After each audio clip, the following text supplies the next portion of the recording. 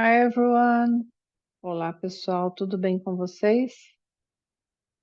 I'm teacher Katia and I'm going to read about something about our history for you guys, ok? Vou então ler aqui um pouco sobre a nossa história. E depois eu vou ler só em inglês e depois eu vou fazer um outro vídeo com a tradução, ok, pessoal? A volunteer wields the São Paulo flag during the Constitutionalist Revolution of 1932. The Constitutionalist Revolution of 32 was one of the main events at the beginning of the Vargas era. Vargas was a president in Brazil at the time. Okay, so the Constitutionalist Revolution of 1932, also known as the Paulista War. Paulista refers to the state of São Paulo, okay? A person who is born in São Paulo, in the state of São Paulo, is Paulista, okay? Okay, the Paulista War was a significant and complex event in the Brazilian history. It took place in the state of São Paulo and was a pivotal moment in the nation's history. Prior in 1930, Brazil's political landscape was dominated by the old republic system, where power alternated between coffee-producing state, São Paulo, and the cattle-raising state of Minas Gerais, the coffee and milk policy. Milk cattle, okay? In 1930, Getúlio Vargas led a successful revolution against the system, overthrowing President Washington Luiz and preventing São Paulo's candidate, Júlio Prestes, from taking office. Vargas assumed the presidency and established a provisional government promising to draft a new constitution. However, his centralization of power and delay of fulfilling this promise led to growing dissatisfaction, especially in São Paulo, but other states too, okay? Minas Gerais is another state, Rio Grande do Sul, and I believe Rio de Janeiro. Everyone was unhappy. São Paulo was Brazil's most economically powerful state, and I think it still is, okay? Driven by its coffee industry. The loss of political influence following the 1934 revolution created significant resentment.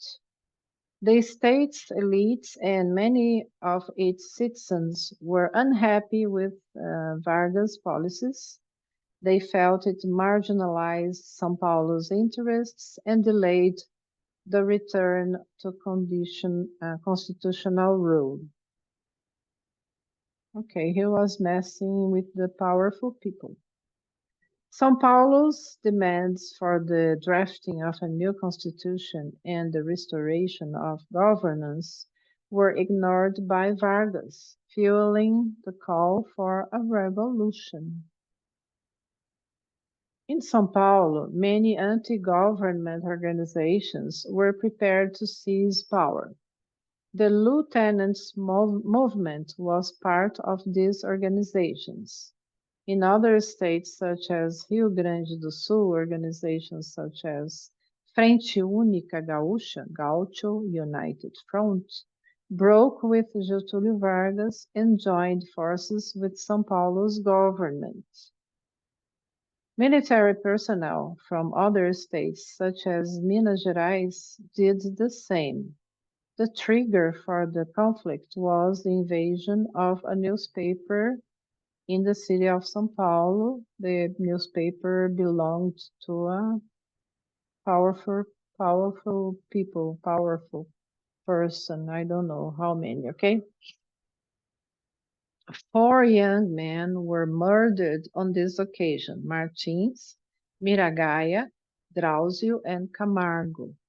Their initials were used to form the MMDC, group, one of the many that joined the PDB, Brazilian Democratic Party, and the Lieutenants Movement.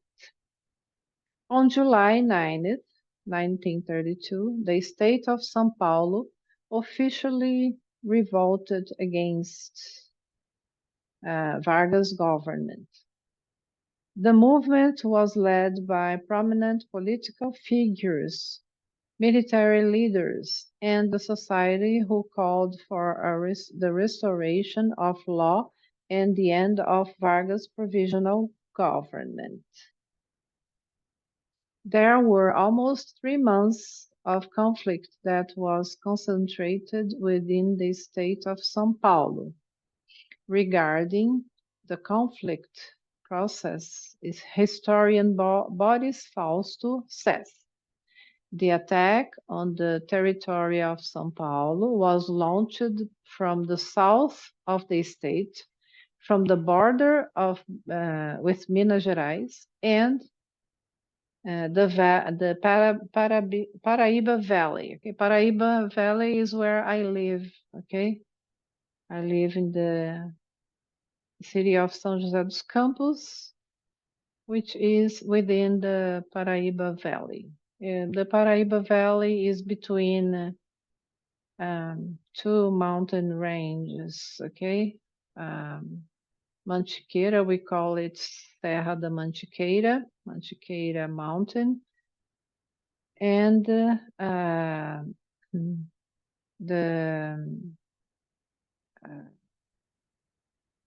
Serra between the ocean and Minas Gerais. The name is Terra do Mar. Okay. Ocean mountain. Okay. From mid-September onwards, the situation of the revolutionaries became increasingly precarious.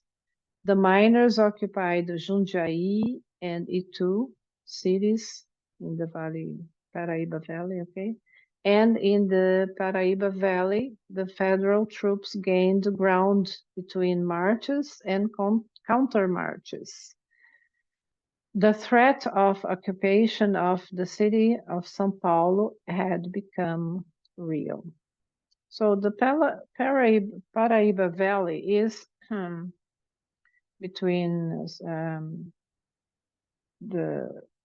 the ocean, okay? So Rio de Janeiro is next, and Minas Gerais, the mountains, and the south, because the Paraíba Valley is very close to São Paulo capital.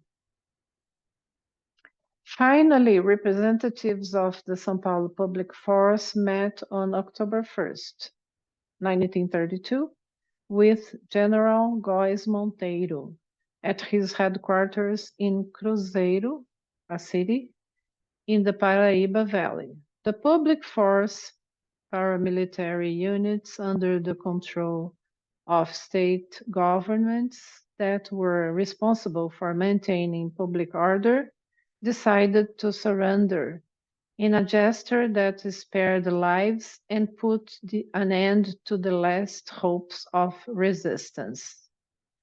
Even though they lost the war, the revolutionaries of 1932 ended up pressuring the federal government to draft a constituent assembly the following year, a fact that resulted in the drafting of the 1934 Constitution.